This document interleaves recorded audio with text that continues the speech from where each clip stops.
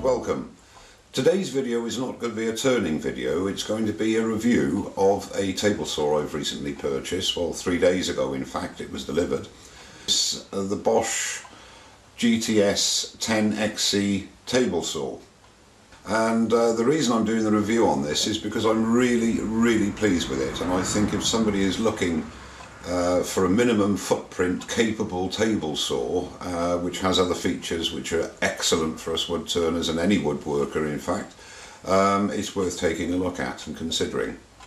I'll say from the outset, I'm not being sponsored. I wish I was, because it's a Bosch table saw, and if Bosch wants to sponsor me, they're more than welcome. But no, on a serious note, I purchased it obviously.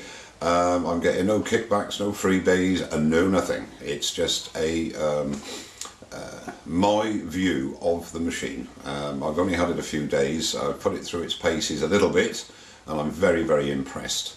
And it replaces a mitre saw and a table saw, both very cheap. When I purchased them about 8 years ago.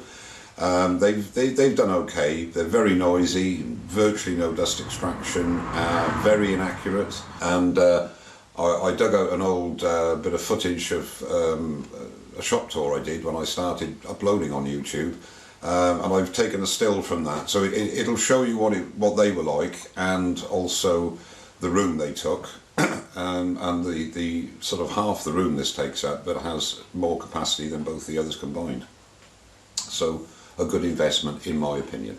Before we go over to that, there are two things I'd like to do. Number one, I'd like to give a shout out to a guy called Daniel Villarino.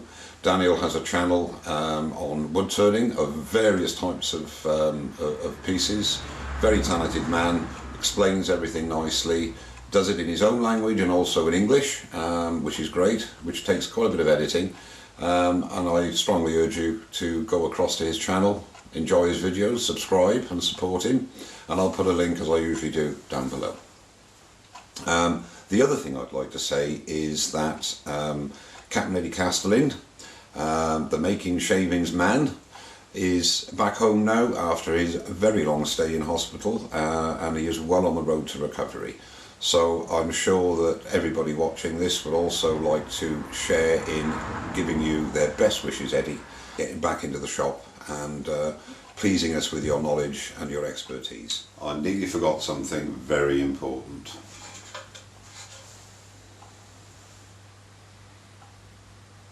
Get well soon, Eddie. We're all waiting, and very eagerly awaiting, so that we can watch. Take care, mate. Get well soon. That you are ripping. There are two little knobs underneath here which release this outfeed table, and not very good editing here, and if you want to extend the side tables, there's a lever, a locking lever there, and you simply pull it out, lock it down, and then as you can see you've got a very considerable size to work on if you've got larger panels, etc. Now the neat feature on the measuring side of things is this, that when you extend your table, how you know, how you're able to get your measurements? Well, it's quite simple. There's a second measurement here, and that takes the top scale.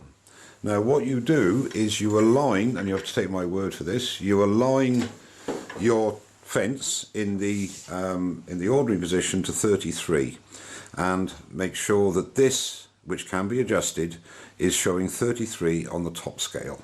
And then when you move your table out, as you will see there,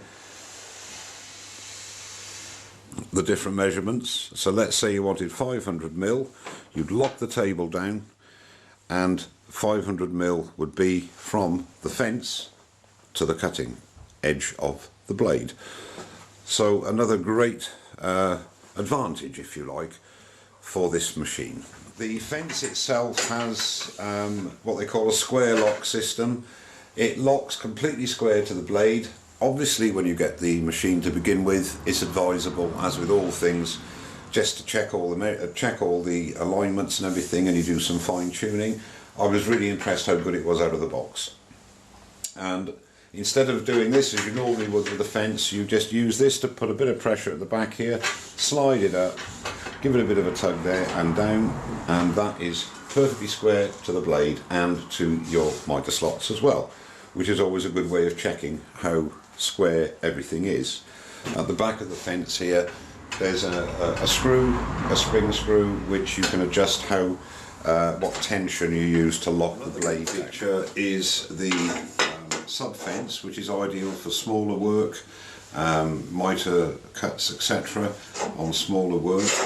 There are 3 of these bolts with a wing nut, and if you pass the bolt through the fence and then put the washer on the outside and loosely attach the wing nut, and then there's a slotted channel there, and just line them up and place them in, and then you can move your fence up and down, bearing in mind there would be another 2 points here where the nuts are, and then you simply tighten down and your fence is there ready to be used on smaller work.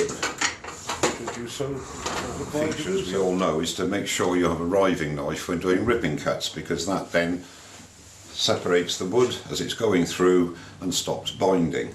But the big problem with a riving knife is if you want to do a channel cut or a concealed cut, then you can't do that with a riving knife on. You have to get your tools out and remove the riving knife, which can be a fiddly job. On this machine, however, it has a toolless riving knife adjustment.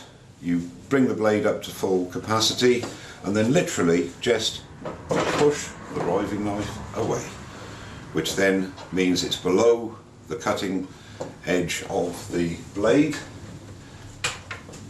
and means then that you can carry on with your channeling, and then when you want to go back to ripping, you literally pull it up again. It has a nice solid steel plate, which is easily removed. There are 4 grub screws to level it when it's in place, which is another nice feature. If you want to change your blade, you have a brake here which locks the blade, and then you take your spanner and undo the nut and the back plate and remove your blade and swap over, and when you're finished you put that down and you're away to go. Very, very easy. A little spot here which is sunk into the table. You can draw your line for your blade, so if you've got dado blades in or whatever, or a wider or thinner kerf, you can rub that out. I mean, I've just put on with ink, and then you can put that on, so if you're doing a mitre cut or whatever, it gives you an idea of exactly where the blade is going to start its cut.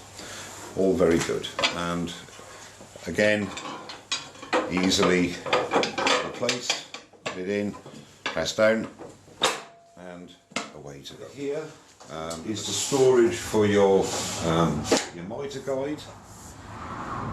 Extra long runner there, it goes into the T-slot, gives really nice support.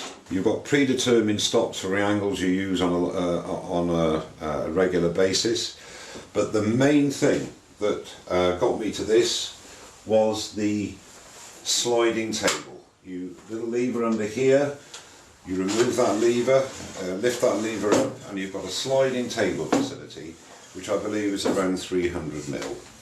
Secure that to the sliding part of the table, and there you've got your cross-cut facility, and obviously you can move this to whichever position you require on the sliding table for the job in hand. So to me that is brilliant. Now that will do exactly the same job as my mitre saw did, so that negates the necessity to buy a mitre saw. So under the table here you've got, as I say, you've got your stop-start button, you've got the lever for your sliding table, and the nice option there is when you want to put it back in again, you put the lever down and it locks it into place automatically.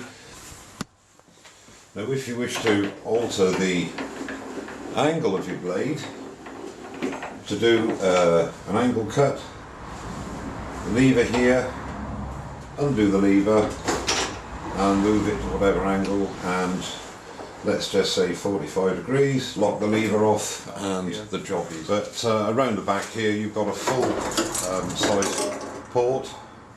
I believe that's 51 mil.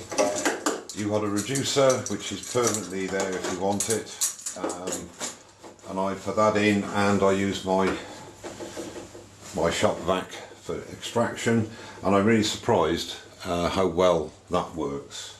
And here are the 3 wing nuts that you use to put on the sub fence onto your main fence.